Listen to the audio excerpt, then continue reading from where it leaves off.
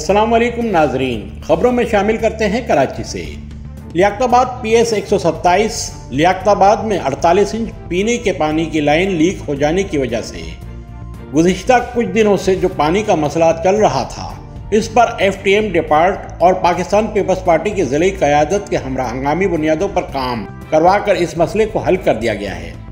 अवाम से जो वादा किया, पीपल्स पार्टी के जियालों ने पूरा कर दिखाया। इस मौके पर साबका town coordinator local government Liaquatabad M Shahzad Pakistan Peoples Party district central का कहना था कि PS 127 लियाकताबाद में पानी का ये मसला हल हो गया है और आवाम के हर मसाइल को हल करने तक हम आराम से नहीं बैठेंगे।